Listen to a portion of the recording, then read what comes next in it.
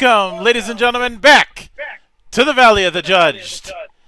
I am your one and only gaming monk, better known as Mildra, and with me I have two of my good brothers here in the temple. One of them has become your echo. Making his Valley of the Judged debut. One of our players in Cloister of the Dice, and a frequent guest here in the temple. Our resident observer, good brother Theo. Hello. You might want to check your playback there, Theo, by the way. Yes, I am checking it right now. And, of course, the man of 1,000 runes, the CEO of Zadaria Enterprises, and the bane of my fucking existence, good brother Xanatrix. Zadaria Enterprises would like to remind you that you should not criticize people with only hatred, because if you do so, all you're doing is showing that you're a shit person. Remember that criticism should be constructive, and that if you are not giving anything more than a bully beatdown, you are shit. Plain and simple. Also, when it comes to the pair in question, they bring shame to all folks who go with the white-haired look. For sure.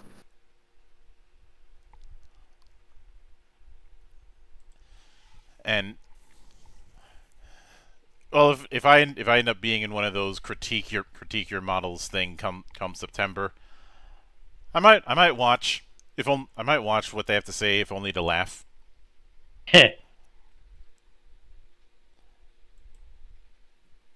But that's, I won't say that's a spoiler because everybody's more or less known that's coming.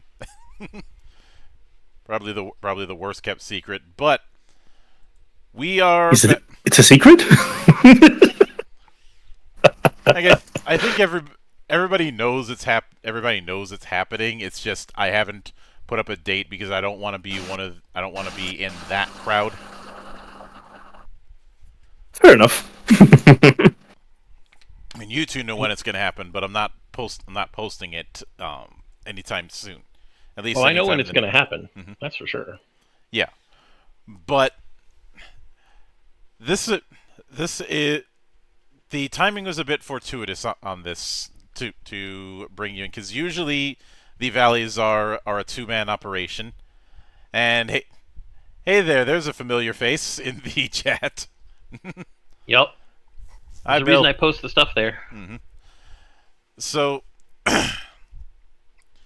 but he wanted to join in as, I think you said it was a makeup for the fact that you ended up getting cut off. Yeah, I remember like the exact moment of that happening on the Saturday. I was just like, I hope I do not cut up, and I disappear. Yeah. Yes, that's what we call tempting fate. Yeah. But and since we're doing the one shot this week, I figured that's as good a time as any to bring you in. especially since as I get closer and closer to a certain date, um, I'm going to be doing more and more. I'm probably going to be doing more, as many collabs as I can get my hands on, and given Like the other one next Tuesday. yeah, and given certain projects that we have in the works, there's going to be more collabs whether I want to or not. Oh, much like British Bulldog's going to win the Intercontinental Championship whether he wants to or not. Certainly. But the for this one, we decided to go with Dot Dungeon, which, if the name makes you raise an eyebrow, it is very much channeling not just Dot Hack, but also Code Lyoko, and just that general early 2000s simulated MMO or simulated online game vibe that you saw all over the place back then. I'm going to deep cut everybody here. Log Horizon. Is that really a deep cut when I invoked the original Dot Hack earlier? Monk, Not really.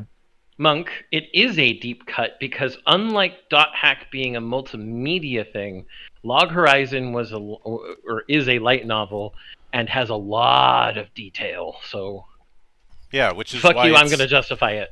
It's no surprise that both of them have gotten TTRPGs in Japan. It's no surprise that both of them are exceptionally fucking popular. Mm-hmm. And oh yeah, yes, Log Horizon has a TTRPG. Obviously that's another fan translation, and I may cover it one of these days, but there's a lot of material to go over. So oh yeah, definitely. I think one note I have to say is that it really goes to show how hardcore these people in Japan, when they create universes, how hardcore they go in creating them, that you can realistically just make a TTRPG out of that, and it will make absolute sense. Well, unless your name is Reki Kawahara, then you can't write or design games. Somebody True. has made a Sword Art Online TTRPG in Japan. I don't know how it works. It hasn't gotten a fan translation to my knowledge. That's telling. It is probably infinitely better because Reiki Kawahara didn't work on it. Much like the video games are actually good. Much like Gun Gale Online as a story is better because Kawahara didn't write it. Mm-hmm. And I'm saying, yeah, all the video game adaptations of SAO are better than the source material. They are. It's not much of a hot take, honestly. I mean that's a low bar too. So I mean, especially Fatal Bullet, that had no business being as respectable as it was. I remember when somebody tried to say that Fatal Bullet was just BDO with SAO SAO aesthetics. I'm like, you are so wrong. I don't even know where to start. Yeah, that's about as dumb as the people who are trying to tell me that the FF14 TTRPG, which recently released the starter set at long last, was some kind of 5e hack. Now, where people got that fucking idea, I have no idea, but it's probably the same people who all that they know about TTRPGs is what they see in one actual play. Would this be a Wolfgang Pauli moment, Monk? Not even wrong? No. Okay. Because not even wrong is when someone puts in a hypothesis that can't be proven or disproven. Well, I mean, not even that, but we've also used it colloquially to mean somebody who has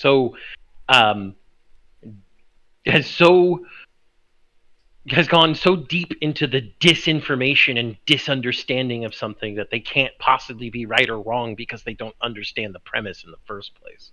I like that disunderstanding has been added to our lexicon. Monk, you and I have been using it for years. We're just introducing it to everybody else. Come on now. And for those unaware, disinformation is akin to misinformation, but it's when someone intentionally is not informed. Yeah, I'm pretty sure everybody understands disinformation, but disunderstand is going to be a different one.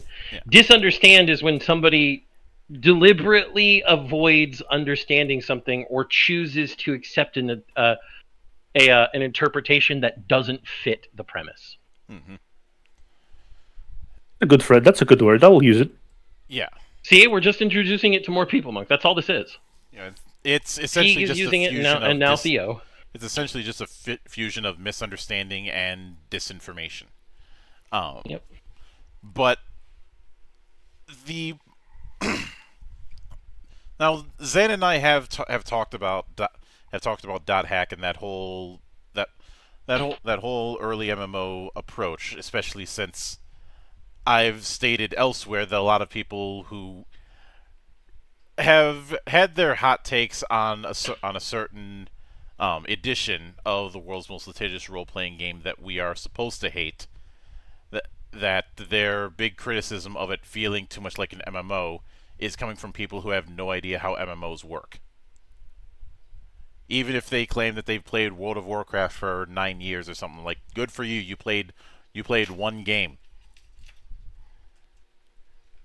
I'm on like 15. Yeah. I've been MMOs up and down the fucking gamut for years. You played one game that does MMOs in one style. That doesn't mean you understand the matter. And it changed from one style to a different style halfway through. Mm-hmm. But now I know it'd be tempting to say, Monk, why are you guys covering the original Dot Dungeon and not the more recent remaster? Now, I'm not making any strong comments about whether the remaster is bad or good. That's not my style. What I will say, however, is that the tone and the intent of the remaster compared to the original makes them almost two completely different games, even if they're using similar mechanics.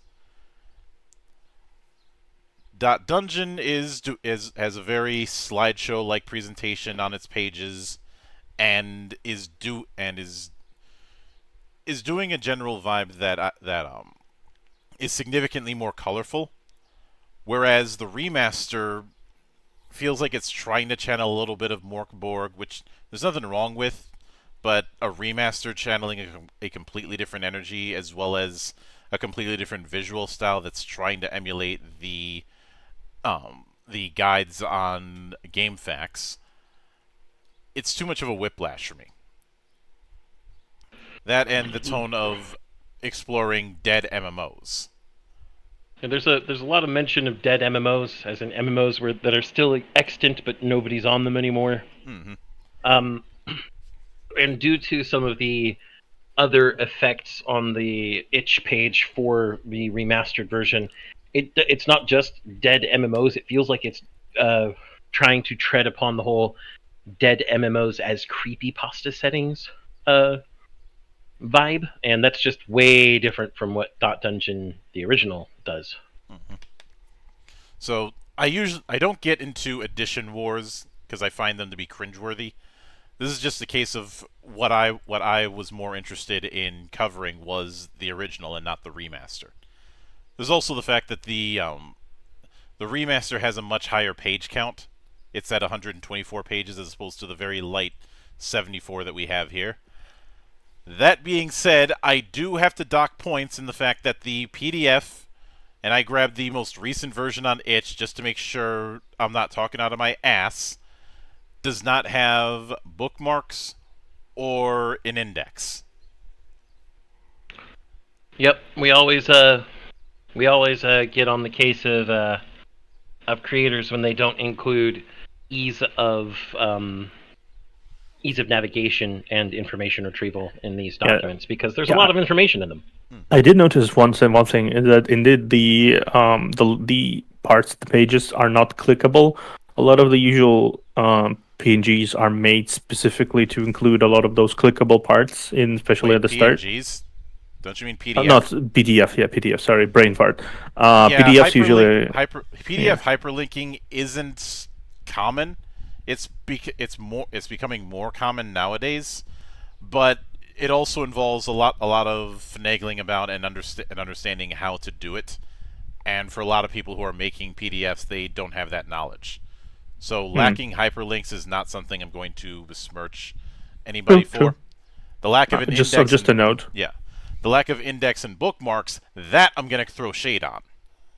Ooh. Oh, Monk, I think I may know why there's a lack of index and bookmarks. Or at least, at the very least, lack of bookmarks. Why? Anything that says .info here is a clickable link, because it's trying to open an info file that doesn't exist.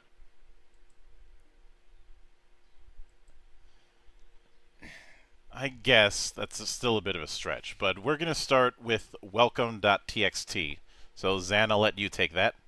All right. Dot Dungeon is a game about traveling through a virtual fantasy world. One person takes on the role of the world, filling in the nooks and crannies with dungeons and adventures that they think up or borrow from books they already own. Everyone else is a player and creates a character to explore these nooks, discover their treasure, and interact with NPCs and other flesh and blood folks in this virtual world. Come to this game with an adventure you want to go on, a dungeon you want to crawl, or a wilderness you want to explore. Dot Dungeon gives you a new and interesting way to do those things, with characters influenced by your life and your surroundings. You might gain special abilities based on your pet, or be able to aid a friend if you play their favorite song. Beyond, you'll find guides for interacting with the game, performing tasks, and answering the questions that come up during play. And there's a little sidebar here that's called a file.warning. If the idea of mixing real life with a tabletop character is upsetting to you, this game supports you creating a person you're playing as. You're not required to be yourself. Instead, think about someone who spends most of their time in an online virtual space, why they're there, and what keeps them there. Mm-hmm. Basically, if you don't want to be you playing the MMO, you can always be Kite. Haseo. Elk. You get the drift. Yep. All right. And part of the reason it's doing that is because this game is trying to bring in some elements of social deduction games like Werewolf. Not Werewolf the Apocalypse. That's a whole different story, and I have no plans on covering any World of Darkness games anytime soon. Monk, more people in the West are going to probably be more familiar with Town of Salem than Werewolf. Especially if they're on the East Coast. But when you say a social deduction game, it's a game where some people are... Everyone's familiar with it. If we want a contemporary example, anything like Among Us... Or, yes, that has to be invoked. I'm sorry. Yep, and How to Host a Murder was one of my early examples of that. Yep. But then we have world.txt. One player takes on the role of the world. They may run the NPCs inside of the game, as well as other player characters you might meet. Their job is to react to the character's actions and create interactions for the players. So the world is basically the GM. Then we have Playfile. This game settles disputes and answers questions with dice contests. Each side rolls a die and the highest number wins. The winner gets to choose to either weaken the opponent's connection, dealing damage to it equal to the difference of the dice rolled, or do something cool, like disarm an opponent or perform a cool stunt. If it's possible in the fantasy video games you've played, then it's possible in Dot Dungeon. And this means I can equip somebody with a cowboy hat to steal red demon blood from them. Obviously, the GM has final say on that kind of thing. Well, obviously. Then teamwork. Some contests will be impossible to tackle on your own. That's where teamwork comes in. At any point, you can work together with your party to set up a contest. All people roll their dice and add them together for one single total, then compare against the opponent. Those involved describe the part they've played in the teamwork. But be careful, opponents can team up against you if you're outnumbered. I think we've all had that one experience of biting off more than we could chew in early MMOs, and then getting swarmed or dealing with monsters that we are way too underleveled for. That's how you learn to kite. Mm-hmm. That's how kiting was born. Yep. Then we have characterstats.info. Theo, you mind taking that one? Of course. Char stats. So characters have 6 stats RNG, the will of the programming, reaction rolls loot random chance. Example, rolling against a party member to see who the monster attacks.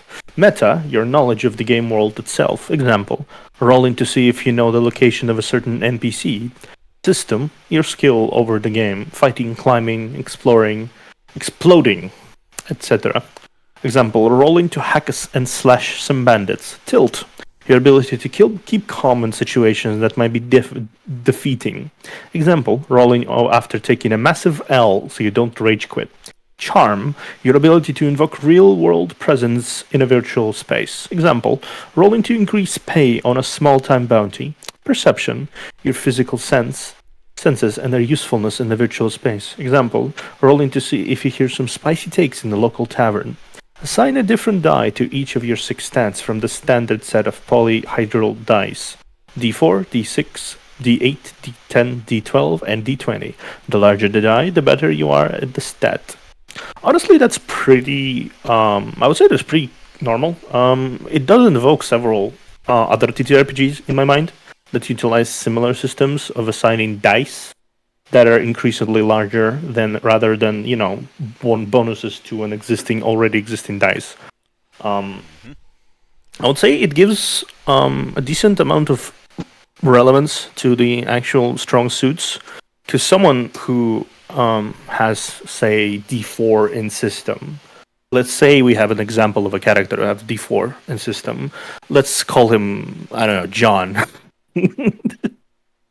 I don't know, John. Some feels nice, and then we have Jane, who has D20 in system, and while it's statistically possible, although less probable, that the D4 rolls higher than the D20, it's just more probable that the D20 person will inevitably crush the D4 person. So as such, I respect that because it actually gives it more of a customization, specialization. I like it.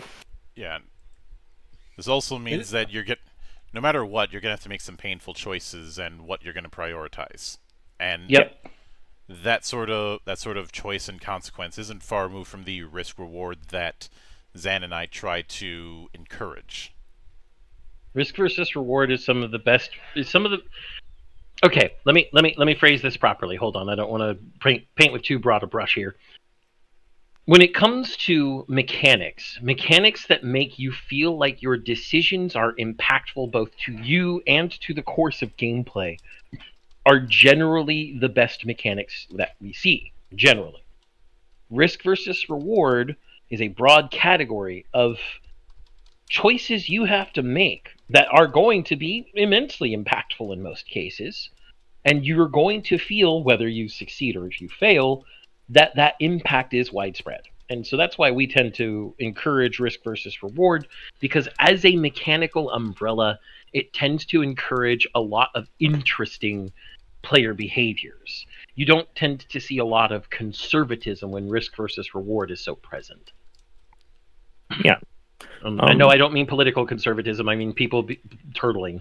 Come on now. Yeah, of course. The of course. rainy day paradox. The rainy day paradox. I mean, yeah. Yeah, I think my favorite part is in this sort of arrangement when it comes to statistics specifically, is that there's more or less a reason for each party member to exist in a party, because there's a problem I encountered with more common and more ubiquitous systems, in that there is often a thing where you have this one person who either rolled well or has a specific build that just makes them good at virtually everything, and then just like you have this one wizard person who plays for roleplay who's virtually useless otherwise. I've never Godzilla.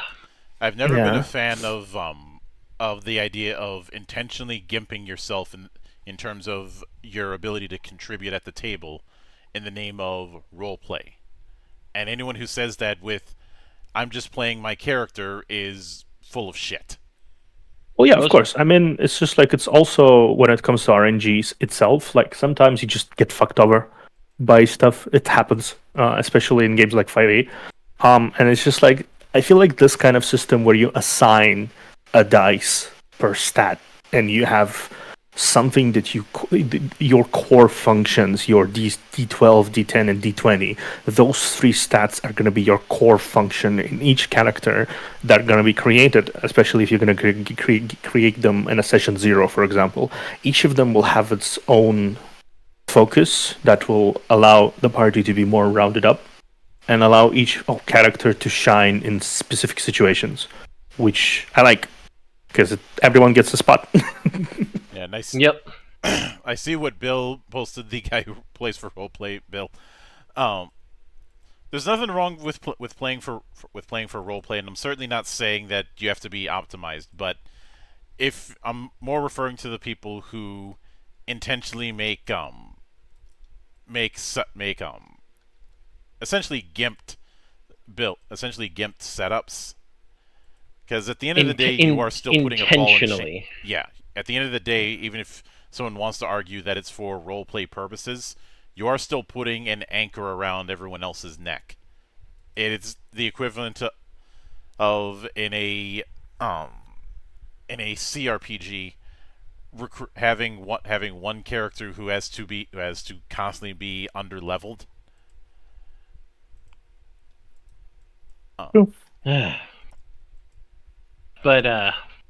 But moving right along, getting back on the rails. Yep. Next we have contest assets. Yep. Contests are every question and every uncertainty. Whenever you attempt to do something and it's not obvious you would succeed, you roll a contest. It could be you dodging an attack or traversing through a difficult storm. It could be something emotional that might be affecting your character that's hard to overcome. Everything can be a contest if you oppose it. This means, unless a certain stat is obvious, you can make a case for which stat you want to use. They are malleable.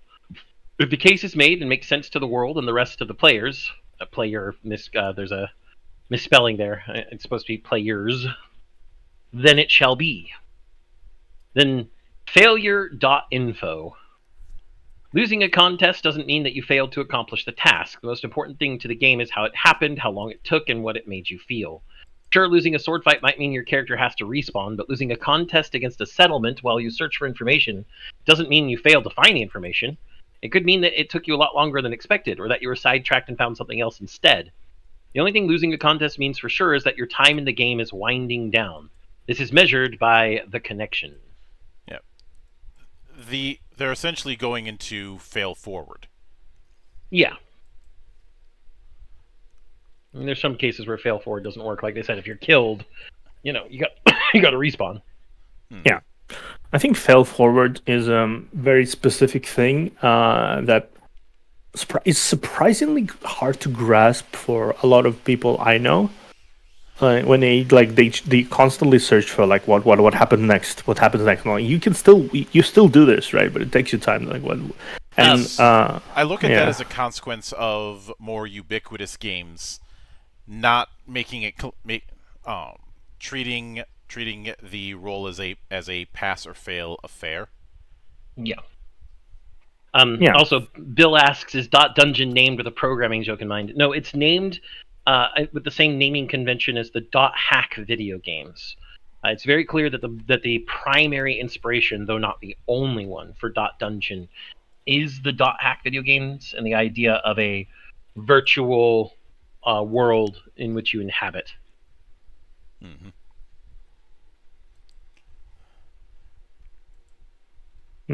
Makes sense. Besides, if I wanted to make a programming joke, I would just say the creation engine. That's it. That's terrible. That's a terrible joke, Monk. That's a horrible joke. If I wanted to make a programming joke that was actually high class, I'd say Temple OS. Well, I get the reference. I've already done the Coders drinking song.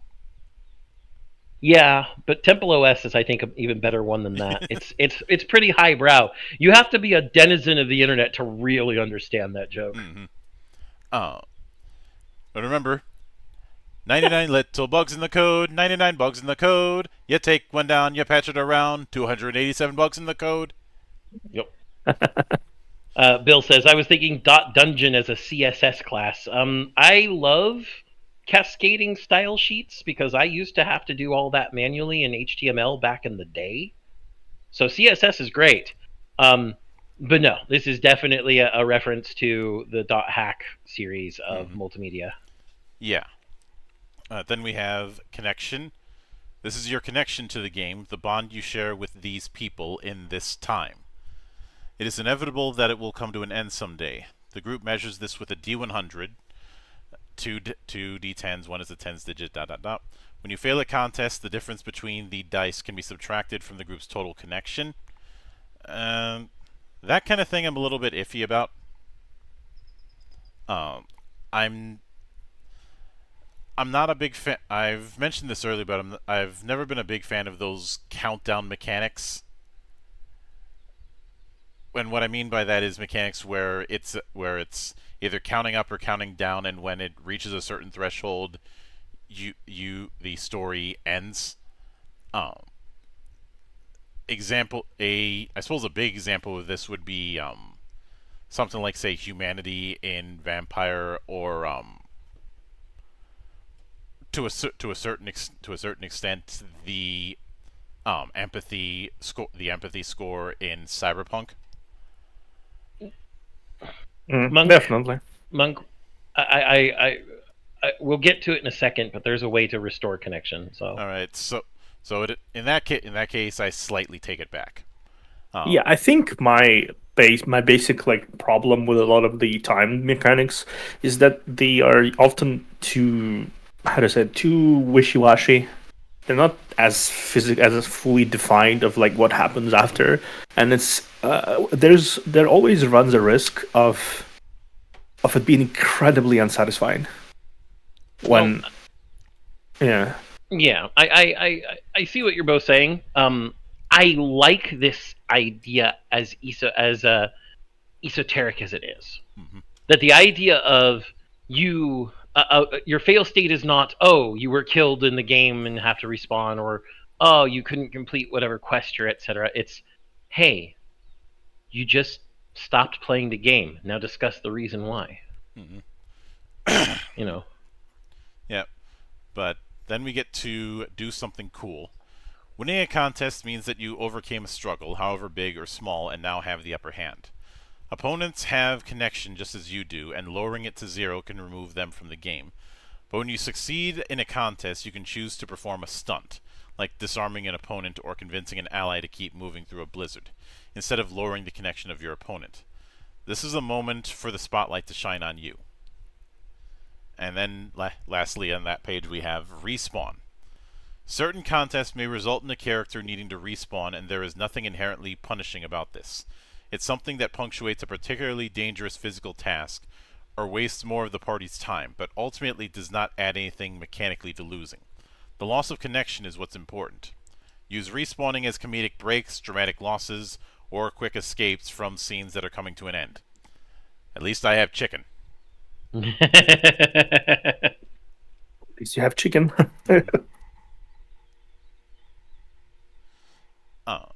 I think this is where you're heading to, and since this is a lighter page, I'll go with this. Well, it's Theo's page. Oh, it's my page. Let's do that. Okay, rest dice assets. Every time your group loses 20 connection, and gain a rest die. Rest die can only be spent at the end of the session as you log out of the game. For each rest die spent, roll a d20 and regain that much connection. Okay, fair. That's fair. So there is some buffer. If the party's connection reaches 0, it's game over. It's the end of the summer, and you gotta focus on school. The servers hosting the game have fallen into some corporation's hands, and they're pulling you the plug. Or you just drifting apart, talk about the reason, put the mental manual away, and tell the stories of what happened here. It's an epilogue. When your connection reaches 0, it's TPK. You're done with that particular play group. TPKs happen. It's part of the game. Mm-hmm. but then it gives the players, and I assume the world at that point, the chance to discuss why game over occurred. What in-universe event caused it to happen? I think that's pretty cool. Then we get to screen name, which is basically I'll read this one. Screenname.info. Your IRL name is cool and all, but this is the virtual world, so you need to choose a screen name, username, whatever you want to call it. Examples: Milk, Big Daddy XOX, John Master Chief 117, The Gods Were Wrong, Dire Frog, XX Firestarter XX, Rafflecopter 343, Winston Overwatch 12, Michael Jones, Brady Bunch, Ogre 2, Dockwater James, Sinister X Gates, JT Spark XXX, Axiosis, Zercrosis, Japan Legend X7, Nomitori, Kate is late with 8s for those sounds rather than ATE and ATE. Skater Girl, Koki's Tales, Fiverr, Chrono X, FF10 Lulu, because of course, Trash Goblin X, Servaday. If you're at a loss, use your Twitter handle or scroll Twitter till you find one you like. Job.info. What do you do in the real world? Once per day, when you face a contest that your job could help you with, you can roll your stat die twice and take the better result. Examples: corporate shill, garbage man, emergency worker, first responder, insurance rep, underpaid teacher, dog walker, student, mother of two. Right, the first job there, corporate shill. I didn't know Grace Randolph played Dot Dungeon. I understand that reference. I understand that reference to it. Let's see, then Party Up. The world supports a party system where at least 2 players can enter into a party, linking them, which is self-explanatory, though I do like that it talks about seeing a marker over other party members' heads to see each other's status. Then we get to the next major section, Avatar, where it's mostly going into the appearance part for the first page, body type, hair, outfit, and miscellaneous. Although I love that both outfit and miscellaneous have the exact same. I think it's a list. I'm pretty sure that's an artifact, Monk. It could be, but it somehow still works. Well, yeah, because miscellaneous is the space for all the odds and ends that your character wearer has on them. Then we have a nice little avatar.jpg of the setup. And then classes, and starting with characterclasses.info. I'll let you take over from there, Theo. Yep. We have the avatar. We're down at characterclasses.info. Yeah, classes. Yeah. Class.info. You have a class that determines what moves you got. A move is a special thing that you can do based on both the in-world fiction and your out-of-world characteristics. Certain classes will only be playable by certain people, while others will have certain tasks or requirements to meet. If there's something unique about you that you wish to use, create a class around it by writing up a short description and creating 2 abilities. So there's a little bit of guidance, although I would say not enough, for creating custom classes. Yeah, I think at least showing a few things, like you can potentially look at the classes below and say, okay, so that's what I do, right? And when I need to create a custom class, but there's definitely not enough of it here. Just like, just create a class around by writing a short description and creating 2 abilities. I think maybe it could benefit by saying, like, example, like you want to be I don't know, a bastard, the bastard that did, or a troll or whatever, right? And your ability of troll is like taunt, for example. Every time you write a barely coherent string of words at people, they lose their shit and want to attack you, and you get some bonuses against defending them because you cackle because you win or something. I don't know, like, from the top of my head, right? Um, though I guess technically speaking, if you do read over the classes below here, the knight, the witch, the mage, the beast, etc., you can get a certain idea of what exactly is this about. Oh, speaking of, there is a troll class. Mm-hmm. And a lot of these are not far removed from playbooks with less of the fat. Yeah. Like the knight has vows, each one giving them a +1 in all contests that you make, but the vow can break. You can also make a promise with something. When you act in accordance to that promise, you get a +3 to your roll. If you're breaking the promise, you have to write a letter of apology, and until then, take a -5 to all rolls. So with I could see a problem GM using the paladin problem on the knight. Yeah, we could see that guy doing a fall or die, except in this case, break your promise or lose connection. Mm-hmm. Then we have the hacker, which has 4 cheats, and we're not going to try and pronounce each of the cheats.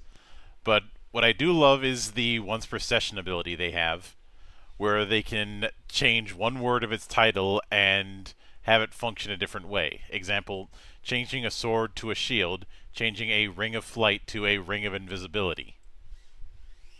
Yep. That is cool, honestly. And also can be incredibly abusable. You can only do it once per session, but imagine doing that when someone's about to strike the finishing blow, or say shoot at you, and you change the gun. No. Yeah, exactly. That's what I was about to say. Like, basically, someone Well, Monk, the hacker has to be able to interact with it. If someone's shooting at you, you can't change their gun because you're not touching it. No, but somebody could say, "Ha, I'm out of range of your sword," and then the sword becomes a gun. Yeah. Yes, you could change your own sword into a gun, that's for sure. Mm-hmm. But again, you have to be the one interacting with it for the hacking to work. Mm-hmm. So, for example, if you're getting shot at by somebody with a gun, you can't change their gun into a sword. What you can do is say, "Ha, I have a personal shield of invulnerability." Mm-hmm.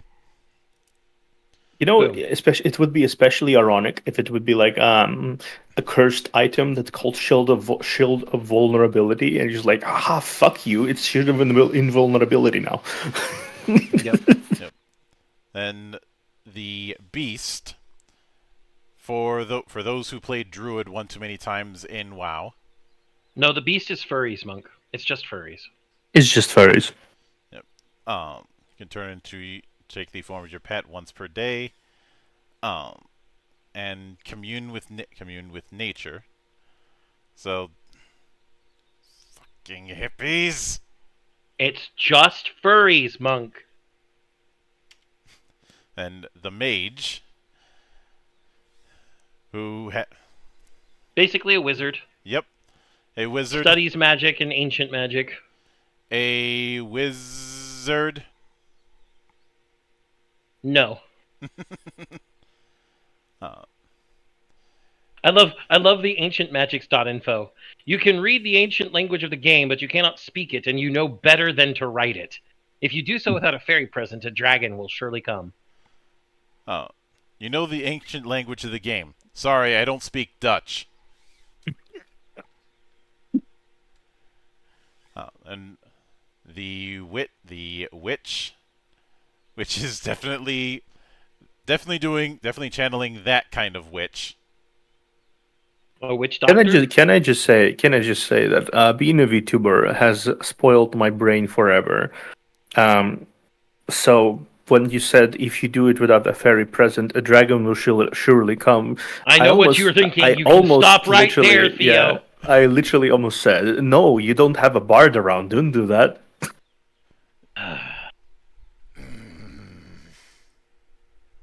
Theo, that joke was so low, it had rotted away, and there isn't even fermented juice left for us to drink. What can I say? My brain is very down low sometimes. Okay, Coomer brain. But the witch is all tattoos and piercings. The witch is basically Hot Topic in character form. Mm-hmm. I'm surprised they didn't give it the character ability Hot Topic or something. I mean, it actually does invoke an old-fashioned witch doctor as well, Monk.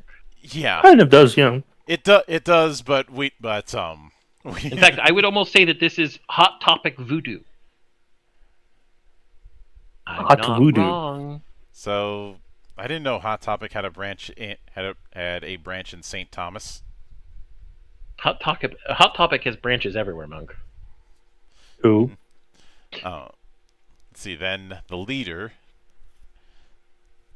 So yeah, it's basically Really straightforward. It is the cleric. Although I love that the secondary ability is consult the manual. Well, we always have to consult the manual sometimes. Mm-hmm. Well, it has you make a meta check using one of your gift dice. Mm-hmm. And you do it by literally reading the manual of the game.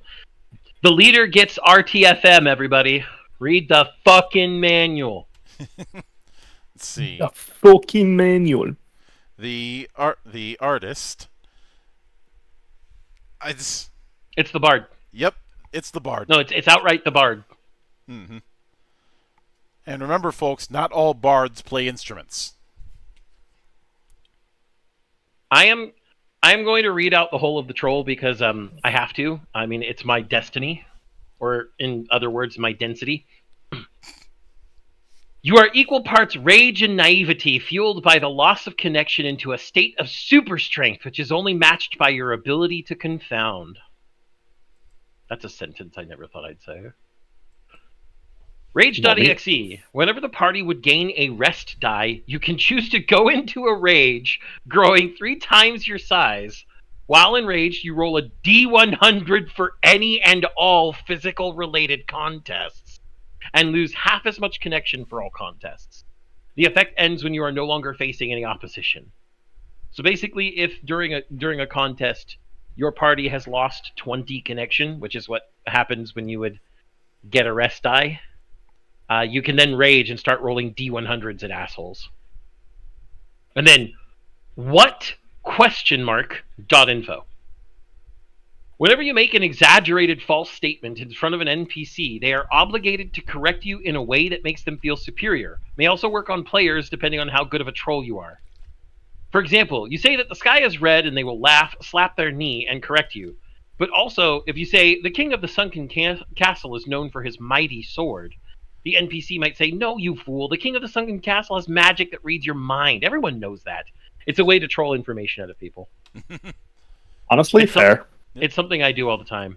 Okay, if the artist is the bard, what is the bard? You forgot one. The dungeoneer. Oh, I know. I skipped the dungeoneer because I saw the bard, but okay. Which I'd say if the dungeoneer is the ranger. I know. Yeah. A little bit. No, Monk. The dungeoneer is an architect. Fair. Mm. No, yeah, you're right. You're right. If you find out something new about the location you're in, you get tokens that you can spend to add shit to it. It's Dark Cloud, Monk. The dungeoneer like an is elevator just to a playing dungeon, Dark or Cloud. a secret door to a dead end, or a candelier in tavern full of pirates. Mm-hmm. Honestly, that's basically if you suddenly introduce the class that just basically, okay, I'm gonna build a dungeon here. Sorry, guys. And then, of course, if you get enough understanding tokens, you can just get a rest die for free. Yeah, but the bard is just the theme song guy. Oh. Oh, Monk! Then we know who the bard is. Who? Diomedes. Ragnarok came to play today. I'm not wrong. No. But after Definitely that, are we not. have gear, and I love this equipment spread image that we have. It looks cute. Mm-hmm. I mean,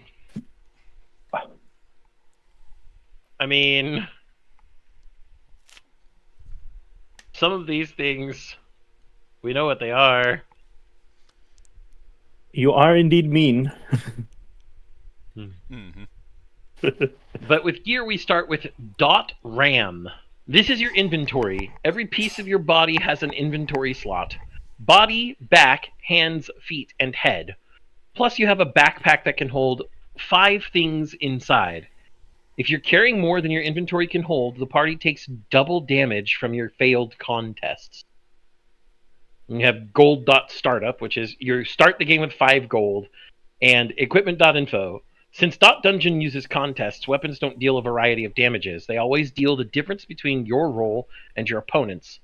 Weapons and equipment are simplified down to what each piece does, granting a bonus to rolls, or allowing certain rolls to be made in the first place. The more money spent on an item, the more powerful of a bonus or power it has. Mm-hmm. And Although we have a bunch of stuff here. yeah, including some some unusual stuff like dogs, cats, birds, and fish. Well, and each of those can do something. Like, for example, a dog is ranked as a weapon that costs 2 gold, but it can carry a backpack and it can attack things. So that's why it's like that. Cats can scout undetected and they smell magic. Birds scout from the air, and fish are just a water-based pet. Mm-hmm. Although I do like that we have things. We have some more unorthodox weapons in this list, like say sword canes. Or bayonets. Mm-hmm. I love myself some sword canes. I like how bladed whip just says can do whip-related things. I mean, what else can it do? It can't do spear-related things. And abandoned hand cannon. Range, fire, then reload. Why are they specifying abandoned? Does this have like issues or something? Who knows? Who knows? Maybe Dad left it early in life. Then basic gear. Each piece of basic gear grants +1 to any contest where they're helpful. And some tasks might even be impossible without the right gear. Mm-hmm. Yep. Then we have the thing on weapons. Each weapon costs 2 gold, but in addition giving you +1 to contests. They can each do something cool if they succeed in a contest. System contests specifically, Monk. Yep. Then uncommon gear. Some things like armor, masterwork weapons, and fancy versions of basic gear. Costs 3 gold each.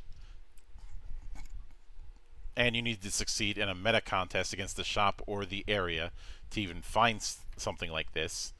These items offer story perk. Then rare gear. These which cost 4 gold, and you can only buy them from NPC magic users in settlements.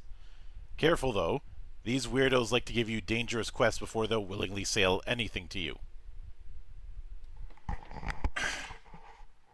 Quests like climbing dangerous mountains for flowers, gathering monster parts, slaying mythic beasts, or testing unidentified potions. That last one's the most dangerous, I can tell you right now. Yep. and Most definitely. legendary gear, Yep. which is priceless and can only be found outside of settlements and dungeons. There's a small chance you might find them in settlements, but only in the hands of other player characters such as yourselves. These weapons typically let you automatically succeed at certain contests without needing to roll, or they may provide you with new class-like abilities with which to pull the real world into the virtual world.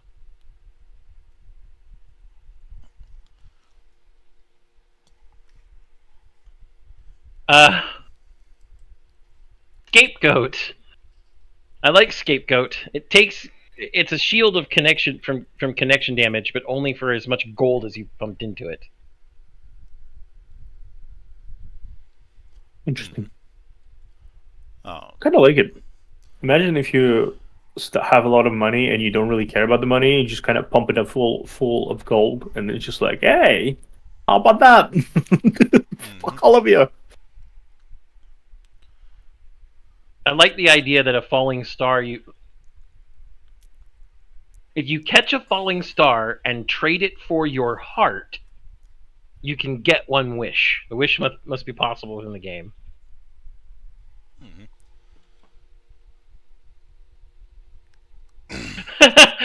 Dog whistle. When blown, this whistle summons one war dog in the game for every dog that is in the player's house. Oh, damn. Imagine if you're the crazy dog lady.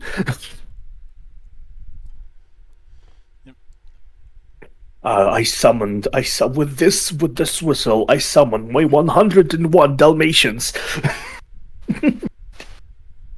The treasure's mantle, a small sack of rocks that vibrates when gold is near.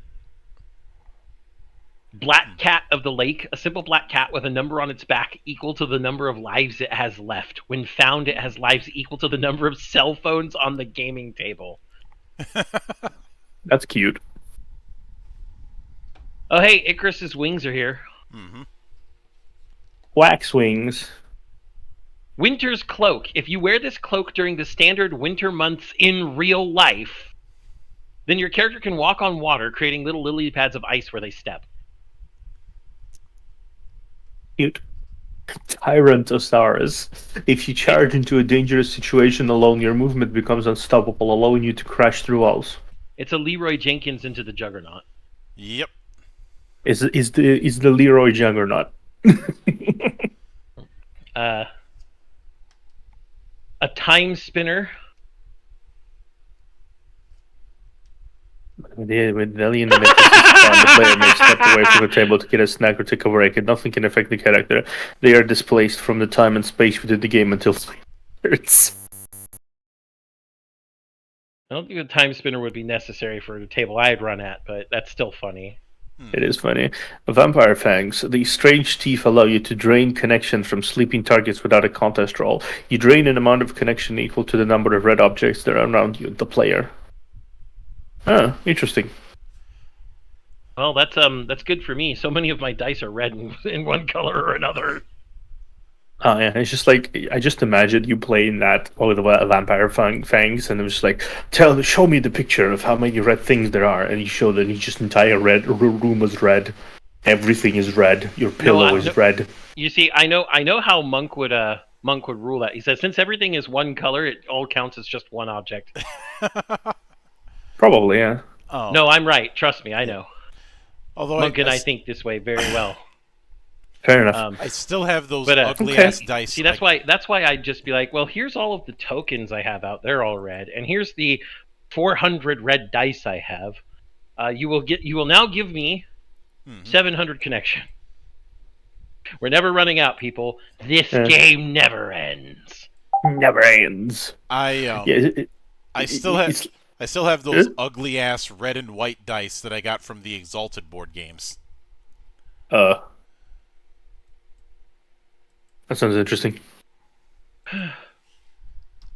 Okay, the ring. Speaking of interesting, the Ring of Melancholy. This powerful bone ring allows the player who has it to tell a sad story one per day, at the end of which all of the people who hear it in game burst into tears for 10 minutes. Specifically 10 minutes. The ring makes you all cry, bitch. Yeah. But just imagine, like, the way to use it is just like the final boss, and suddenly you just stop and say, "One day, me, I was walking down the street with my dog," and it was like everyone looking, "What the fuck?" It doesn't even help the boss battle, like at all. It's just like it just changes it to the fact that everyone is crying now for the next 10 minutes, and it's just the final boss is just like, "I will, I will destroy you." Monk, do you know what I would do for What? the Ring of Melancholy story? I'm almost afraid to ask, but what? When I was a young boy, my father took me into the city to see a marching Fuck you. band. Fuck you.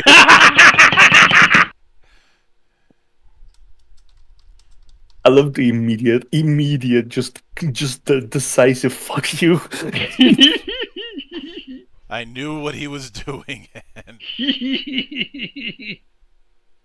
and no. No. But Monk, we'll carry on. And though you're dead and gone, believe me, your memory will carry on. Urge to kill rising. Also, I'm saying this for you guys. I'm gonna put this in Sacricity chat. When Okay. I said ugly ass dice, look at the dice at the bottom there. I'm well aware, Monk. I've had those dice before. Yeah, I'm showing that for Theo's sake. They look like they've been photoshopped into the picture somehow. I'm not exactly sure why they look so unnatural. Because they are unnatural. They're like an abomination that phases out of reality. Mm-hmm. Well, we finally have a last page, skills.info. Well, at least a last page to the avatar section. Mm-hmm. Skills are techniques, strategies, and knowledge that are picked up through travel, training, and time. They can be knowledge about the game, like learning the landscape, geography, discovering the uses of different plants, herbology, or communicating with a randomly generated culture, lost languages. But they can also be meta knowledge about the game, like learning the market timings to get items for cheap, shop stalking, double jumping to cross a difficult obstacle, butterfly jump, or knowing the button combination necessary to land a killer combo, mash the X button. There is no definitive list for Dot Dungeon because the game is continuing to grow and generate content within itself. It's impossible for a single player to know the entire game. Instead, players are encouraged to come up with their own skills to specialize their character and leave their mark on the world. To learn a skill, you must be taught from a source, a text in the world, an online message board, an NPC, a fellow character, divine intervention, magical dream journey, etc. After learning a skill, you can use it to get +1 to the contest that it applies to. Makes sense. Further study of the skill from a different source will improve it, granting a +2 bonus when using the skill in contests. And finally, only when training a +2 skill under a master can you increase that to a +3 bonus if you considered a master in the skill as well. And there's a list of example skills for button mashing to land a combo, dracology, the study of dragons, sword dancing, the art of the duel, double jump, allowing you to reach new heights, reading ancient scripts, deciphering a forgotten language, dupe glitch to multiply a basic item, cartography, mapping the unknown, reading old maps, gold farming, knowing the location where you can earn quick cash, criminology, study of laws and how to break them, necromancy, talking to and working with the dead, timing, learning the timing of a game mechanic like swinging trap blades. This is good guidance for the skills examples. I'm going to say that. Yeah, this is good. I think this is better executed, definitely much better than the classes guidance, which was basically just, you know what, just do whatever. Just have 2 abilities, man. Just 2 abilities. Yep. Then we have Onwin the World. I'm not sure if that's how it's pronounced, but I like that pronunciation. Onwin is basically the in-universe setting. The MMO itself.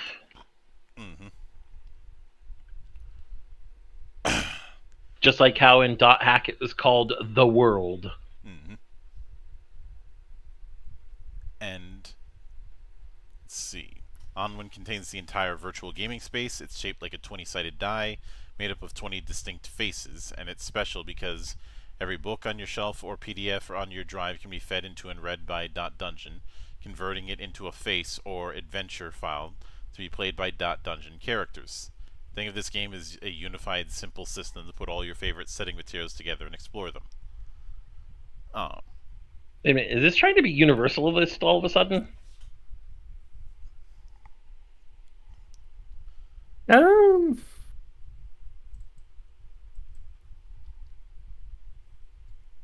I think I feel like it doesn't really need a solid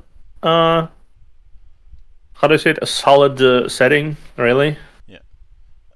I'm not talking about a solid setting. I'm talking about trying to say it can universally run any type of adventure in it.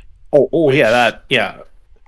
Even if that's theoretically possible, in reality, people are going to be running this simulated MMO/lit RPG affairs with this. Yeah. Yes. So you could see that whole page is just a conversion guide.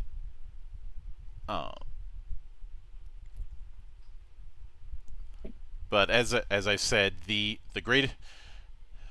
greatest trick the devil ever pulled in tabletop was convincing the world that a single game can be an RPG.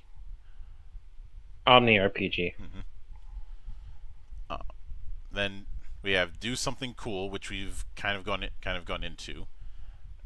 And I think this is a different do something cool though. I think it's conversion advice about how to turn different abilities into do something cool. Right after that is difficulty, and there is a guide for the die size to use for when you need to ballpark it.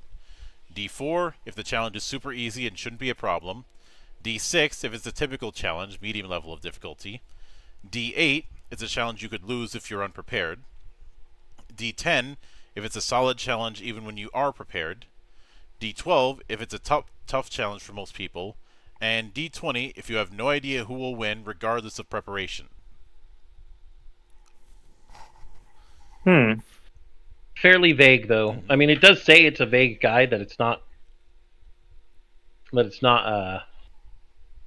such a concrete guide, but in this case I think a better guide would be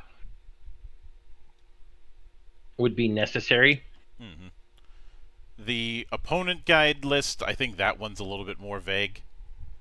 No, the opponent guide list is concrete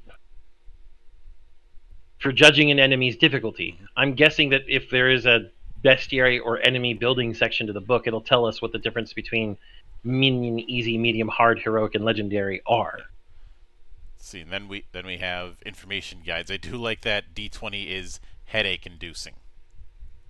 Man, I'm a D20 for Monk all the time. Then we have file.face. Theo, I'll let you take that. Okay, let me take that. I was just checking if there is a bestiary. It doesn't appear like there is. File face, the 20 sides of the dice. 20 faces, each face is unique and might be affected by different gravities.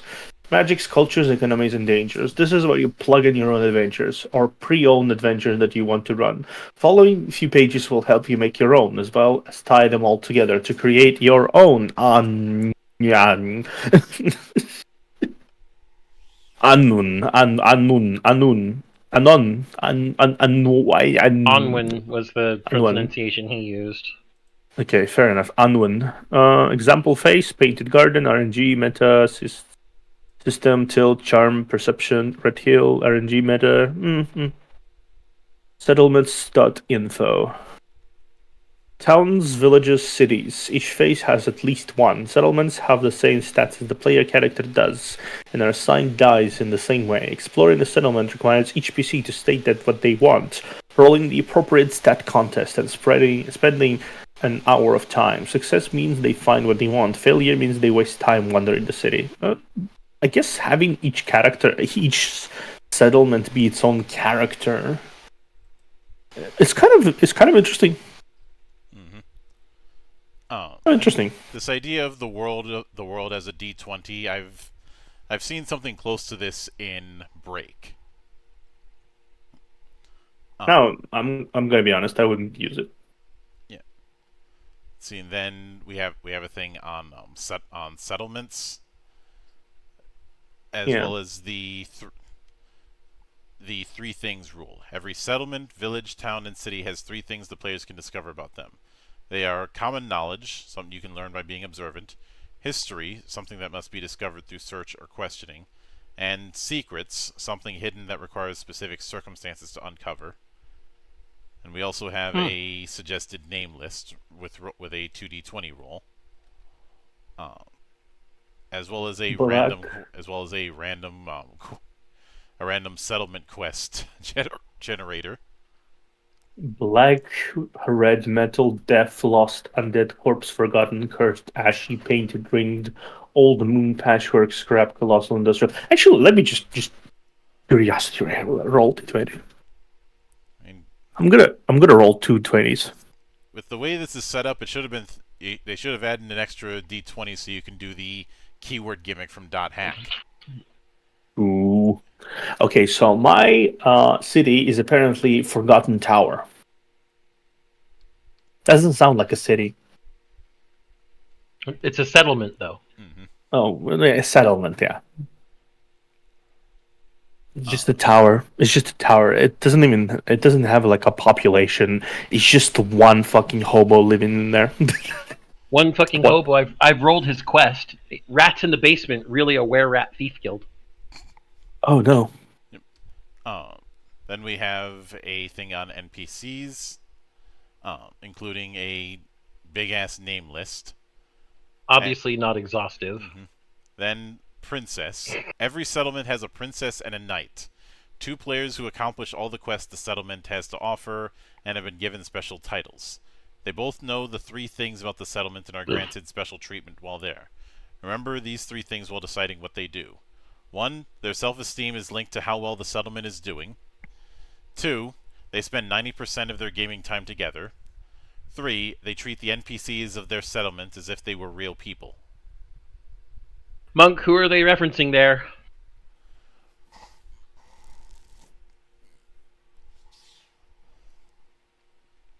Oh, come on. You should know who they're referencing there. Mia and Elk. Mia and Elk is one of them.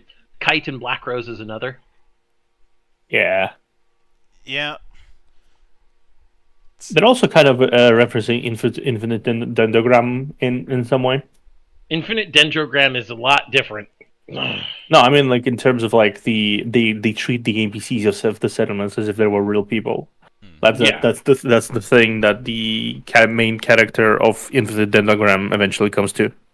Oh, I know. Yeah. I have light novels. Don't. Yeah. So that's why I like that. That's why it reminded me of that. Then we have the hero, which is Treasure dot location. Yeah, there's also treasure dot location, roll to determine local treasure, as well as location dot info, as far as where the location of the treasure is. Then hero, to determine details about the most powerful warrior and spellcaster in the region surrounding the settlement. I'm gonna roll 2d8. Hold on. I'm gonna roll 2d8 in Sacristity chat.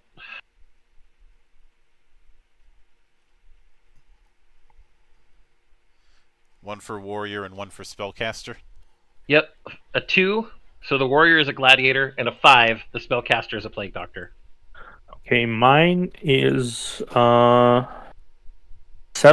My warrior is a vigilante and a mechanist. My spellcaster is a mechanist. And then I need to roll 2d12 for what they know. Mechanist. The warrior is a famous author. The gladiator is a famous author in real life, and the plague doctor is stuck in an eternal slumber. Oh, hey! I found somebody that's been data drained. Right, that's like... Okay, 9. Oh, by the way, there is a typo. Yeah, it's 2 8s. Mm-hmm. 2 8s. Yeah. Okay, so my vigilante is a hacker, and my mechanist is 6. He's way too young to be this good.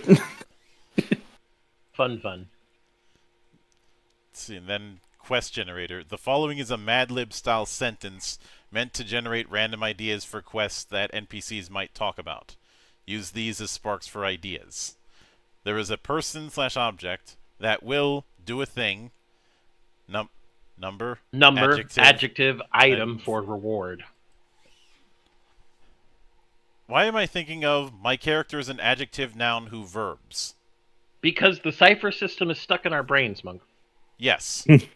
But see, that's Fucking- 5d6 and 1d10. So Yeah, I am already. My brain is already went to. There is a statue that will eat one. no, it didn't roll the 1d10 because of the unexpected character. Got it. So for the 5d6, I'll just roll 1d10 on top of that. 4. So there is a fairy that will eat 10 krona books for information. This is how you There's a fairy that generate will eat 10 krona books for information. This is Okay, how let you me- generate let me- your rat tails for the Yeah. innkeeper quest. Yeah. Let me read you my quest. So there is a fairy that will assimilate 2 mecha for what?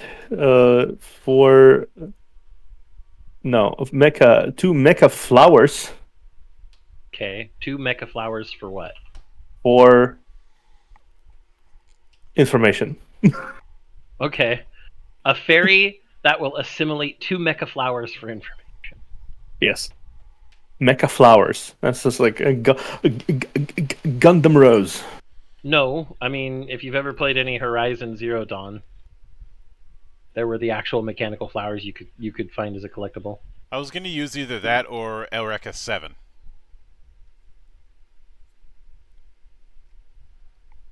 Oh wow! What? Gynex finally had to declare bankruptcy, Yeah. but that's neither here nor there. Oh. Let's see. Then travel. Moving from place to place is a form of opposition. Fast travel is something widely available, but it costs gold. 1 person per location on a face. So 1 gold per person per location on a face. So characters will often find themselves moving through terrain and facing the perils of overland treks. While traveling, the players will roll contests against the terrain itself. Whether they are trying to locate something, perception, avoid random encounters, RNG, or simply surviving the harshness of the wilderness, system. Each terrain has its own difficulty rating, which you can determine from the guidelines below. Terrains roll their difficulty rating for every contest. While traveling, each character will have to make a contest to roll against the terrain. Which stat they use is up to them, but each one must have an explanation and they cannot overlap with other characters. If one character is already searching for food, another cannot do that with their own contest. But they could search for something else as long as the party and the world thinks it's helpful. And I would probably not use this.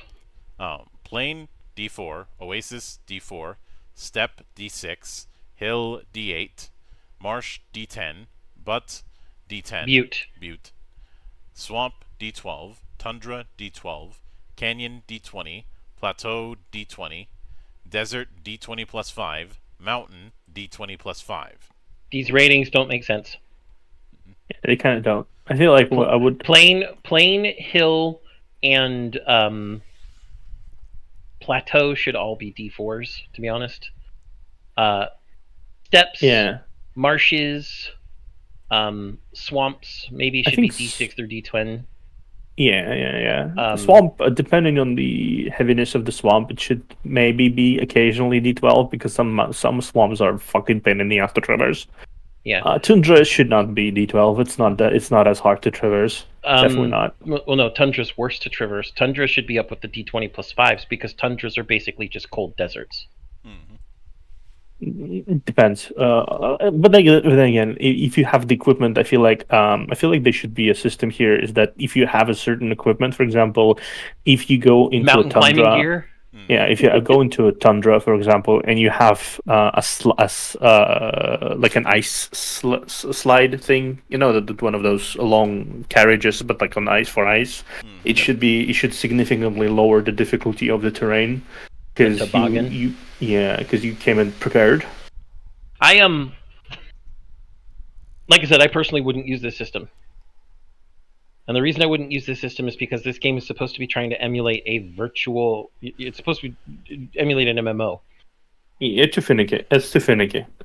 And it tries to bring realism where it's not appropriate. Well, especially this. Think of this. In some MMOs, the biggest traversal obstacle that isn't mobs, random monsters all around, is the terrain itself. And by that I mean, like, if the terrain has a lot of verticality to it, that can be problematic to get through, and you might have to go get a flying mount through some sort of quest or mission, and then you can just fly over the bad terrain, and it doesn't matter. That is, by and far, the biggest obstacle for most MMOs when it comes to traversal. I would not use this travel system. I just wouldn't. I'd throw it straight out. I would say the bigger thing you have to worry about in traversal is wandering monsters. That's like I said. I said other than mobs, the biggest obstacle in traversal is the terrain itself. Like, Monk, remember how navigating certain parts of early Final Fantasy XIV were? And then you get to Heavensward, and you get to Ishgard, and you get your first... Well, technically, you get your first flying mount during the last few bits of ARR.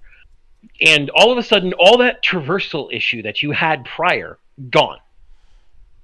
When you said early 14, I cringed for a moment because I was remembering 1.0. If I had meant 1.0, I would have said 1.0, and you know it. Mm-hmm. But think about that. Sure, the mobs are an issue while you're walking around, but you can just as easily avoid that by following most of the bigger established paths in Final Fantasy XIV. Yeah. And once you get any flying mount in the game, traversal becomes trivial. Yep. You don't encounter mobs, for one. And you fly over them. You fly over them. Or if you're in some place like Aziz Law, you just fly outside of their range. Yeah. And going from place to place is trivially easy because now you don't have to worry about obstacles like drops into canyons or crags you have to climb over or go around. You just you're over it. You're done. Yep. Yeah. Actually, a question to you guys. You talk about the Final Fantasy 1.0. Were you guys there? I was. Huh? I played somebody else's character there, but not my own. I didn't have a sub at the time. I did. Okay, so Pork Chop. Riding the horse up the throat of the world is a glitch in Skyrim. Skyrim is a single player game. Uh-huh. This is not MMO. Yeah. Also, the Gamebryo engine is so abysmally old that there are even better ways to get up the throat of the world than that. Mm-hmm. Yeah. But be that as it may, and We are at the playercharacters.info section. Yep. Yes, playercharacter.info. Let me actually get it over. Okay. Player characters are real people in the world who are also playing this game. Interacting with them should be complicated, intense, and difficult. They don't have to listen to the party's order, give them information, or do as the party asks, like the NPCs do. Each PC has wants and needs that they are in this game to accomplish, both inside and outside the game. I'm a leading man, and the lies I weave are oh so intricate. Patrick Stump. Oh, nice. 3things.info. Every player character is made up of 3 things: what they say, what they don't say, and what they actively hide. Think of these as a way to abstract 3-dimensionality and help you play a living, breathing character other than yourself. The act of playing them from this framework will bring them to life at your table. What they say, this is what they wear on their sleeve, the most obvious things about them and how they act, how they present themselves. What they don't say, this is the subtext of their actions, what they believe, what they desire, fear, or more often what they want. What they actively hide, this is their secret and one that they keep close to their chest. Sometimes they don't even know that they're hiding it. That sounds like Mia all over again. She didn't know she was hiding that she was Maha.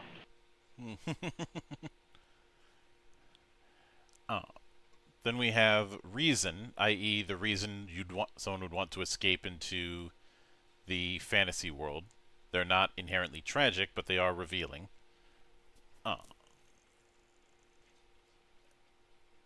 And after that is character.map. Each player character encountered has a chance to explore something human. It's not easy to quantify that experience into something gameable, but maybe by gamifying it, the fear and anxiety behind portraying a living, breathing human can be easy to overcome. This is a character map made of 10 rooms. Each room is 10 connection. When their connection reaches 0, then it's time for them to move on, at least from your group. The flexibility of the connection system means that these rooms can be traversed through sharing dangerous travel, experiencing epic combat, or through shifting around in the settlements talking. The rooms can be rearranged any number of ways, interconnecting with locked passageways, secret doors, or any manner of typical dungeoneering. This gives you something to fall back on when you're feeling lost. Each room is a moment shared, a deeper understanding of a person. It could be a memory, a like or dislike, a chance for bonding, etc. You already have 5 of them figured out. 3 things, a reason, and the final room, which is a goodbye. The rest is up to you. Then we have an example. Room 1, meeting. Room 2, saved my life. Room 3, share a coffee. Room 4, go on a long trip. Room 5, what they don't say. And also room 5, dungeon adventure. I'm pretty sure that's supposed to be room 6. Yeah. Room 7, the reason. Room 8, go on a personal quest. Room 9, actively hide. Room 10, goodbye. It's the so this is all talking about creating NPCs that are PCs. Anyone who has actually played the .hack games will understand what this means. There are plenty of, in reality, NPCs in the game that are emulating player characters in an MMO. You can trade with them, chat with them, buy things off them. In fact, some of the ways to get some of the rarest items in the game are to trade with other characters. And in fact, registering them all in your books of 1000, or the Ryu books as they're actually called, is part of how you level up your guild in .hack2u, among other things. I can understand why they think they needed a separate guide for player characters. Because NPCs in an MMO follow a very set script. They have to. They're just programmed to facilitate the game world's workings. Yeah. A player character is supposed to represent another living, breathing human. Yeah, I think in this particular game, the NPCs, in-game NPCs, in being NPCs, will be the ones who have quests and progression of the story of in-game, quote unquote, but they will ultimately have little relevance to the actual to the actual story, right? Because, well, frankly, they're just there to say a few cliche lines and fuck off. Unless you circumvent this entire thing by saying the game became alive, like what happened at Lock Horizon. But never mind. The thing is, I feel like the system of NPCs that are RPCs allows you to make other characters that actively influence the lives of your characters without making it seem like, oh, these NPCs don't act NPC-ish. It's just an MMO, so yeah. Yeah, it's a way of making the world more lived in. Yeah. But with that, we get to Knights.info. These are the moderators and administrators of the gaming world. Each one is a player character, and each one is as complicated as any other player character. The only difference is that they were given the right to invoke punitive measures against people found to be breaking the rules.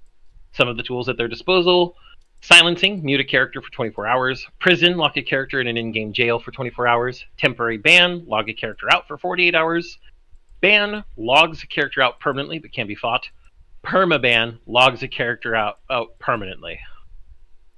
It is very easy for someone who is given this power to abuse it, and one of the biggest obstacles the party might come across is a knight. Knights apparently have rankings that are associated with colors. Blue is the ambassador ranking, and their purpose is to guide new players and give information. Red is a moderator. They respond to calls for help and maintain the prison. Black is a caretaker who carries the ban hammer. And then white is the administrator who fixes bugs and glitches in the world. Is that you, Kite? Ring of Twilight? What? Key of the Twilight? What? Huh? Although, would that make Kubia a knight? No. Kubia is an amalgamation of all the bugs and glitches caused by the Key of Twilight, monk. What that would mean, though, is that the entire net slum is probably whites. Technically, they've probably all given themselves admin access. Mm-hmm. But moving right along, then we have Oracle, which is about answering questions, and then NPCs. I think the Oracle part is mostly just NPC creation advice. Yeah, and how to Seems approach them. Mm-hmm. Not something we can really dissect, and that leads us to the end, as well as the I do want to read off the end note. Mm-hmm. Dot Dungeon is my love letter to Isekai, Dot Hack, Code Lyoko, Sword Art Online, and all those dreams from childhood of falling into the world of a video game. Running games of D20 Modern set in my hometown, full of zombies, gangsters, or supernatural horrors. Always wanting to bleed between two worlds and for two worlds to bleed across each other. To be the character and explore what-ifs that could never come true. This one's for that fanfiction I never wrote. This one's for the person who reads this and has their mind open to new possibilities. This one's for the games that come after it, the games that will inspire me. This was written to be the game I always wanted to make, the game that 14-year-old me would have fallen into and wanted so desperately to run for friends. This one's for the kids in all of us. Good luck, don't die. That's cool. And that pretty much settles it when it comes to Dot Dungeon. I will say that there are some systems I think could either be better explained, like given better examples and guidance. Mm-hmm. As you and I always harp on, guidance. Yep, I think we're going to be doing an entire episode of Geek Watch just on that at some point, most likely. And then there are also some systems that just don't seem to fit the premise. I will definitely take the time to point the finger at the travel.info system. The premise of this game is you are a real life person logging into an MMO, and all your adventures are taking place in that MMO.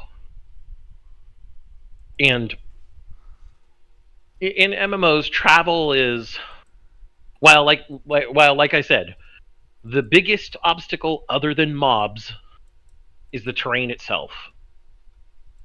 But the terrain itself is never of a different difficulty just because of the type of biome it is. The difficulty of terrain is literally the literal topography. How weirdly shaped is it, and how much does that cause you to detour, essentially? Mm-hmm. Which is why in a stratified difficulty for travel like that doesn't make any sense. Like, unless it's a zone you've specifically said, oh, this is all set up with weird fucking pillars and plateaus that make no sense, and you're gonna have to detour or learn to climb rocks or whatever to get through here. And that could just be like its own little mini dungeon or whatever, rather than being something you just roll a single contest against to see if you get through it. Make it more interesting, for one. But it feels, that specific system feels very out of place. Yeah. That being said, this is far more of a bucket of Legos than a Lego set. If you follow me. I do. It means it's a sandbox instead of a theme park. Mm-hmm. Which, nothing wrong with that, but it is something that should be made clear. I mean, we appreciate games of both types, just so long as there's guidance and a clear design ethos. Now, the design ethos is absolutely present, and I absolutely love the heart and soul that went into this. There's clearly a lot of what this person loved about those inspirations just cooked into the game. Mm-hmm. Well, for sure. And if I were to put Dungeon in my grading metric, I would probably put Dungeon as playable. Now, I know I've said this before, but it does bear repeating. Playable does not necessarily mean that it's worse than something I would put recommended or strongly recommended. But it is more to do with the fact that that the game is going to rely a little bit on having some degree of understanding by the table, and that's a significant asterisk. Yeah. For those who are new to the Monk's rating system, I don't know how many people that is.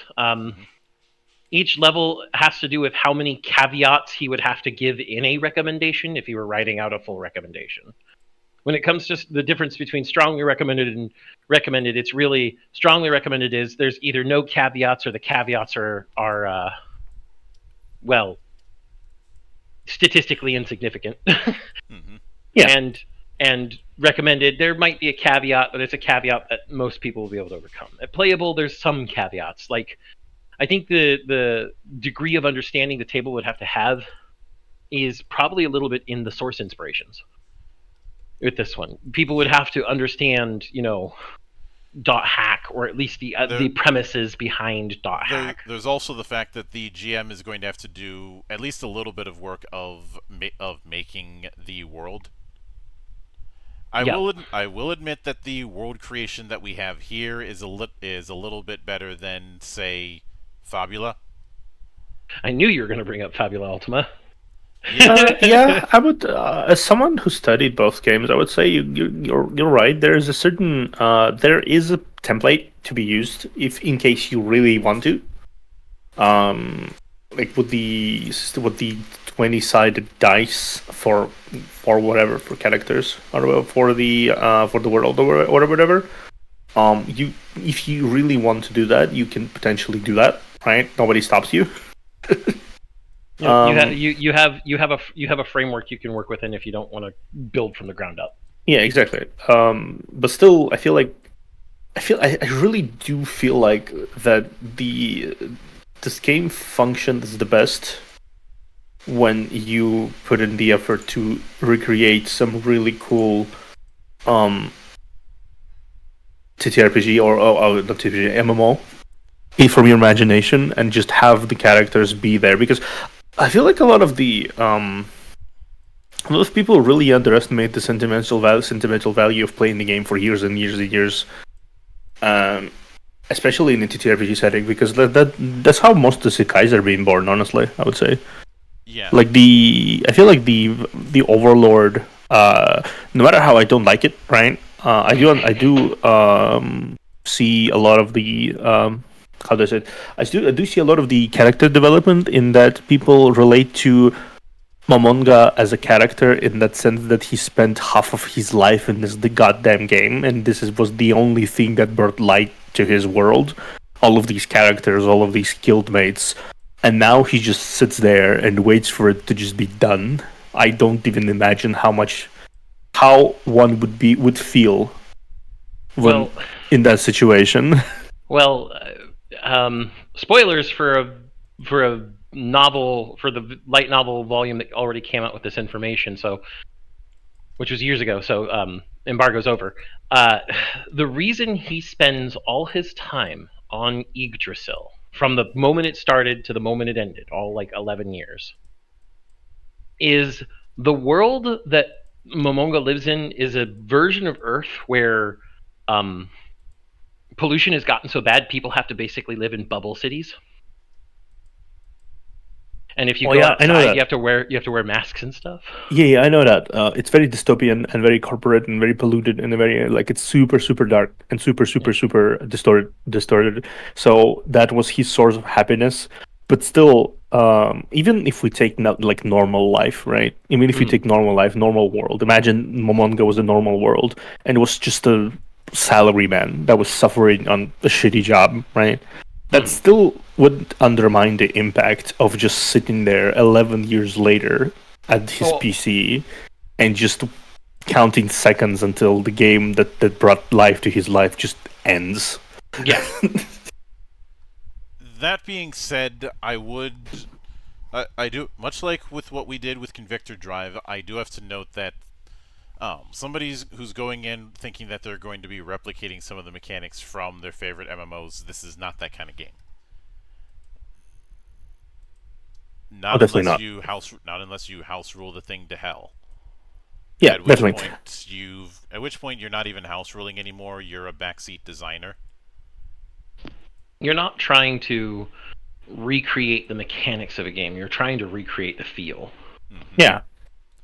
And that's why I brought up what happened with us with Convictor Drive, because a bunch of people were looking at that as the Kamen Rider RPG, when what it's trying to channel is a little bit more specific than the entirety of Kamen Rider.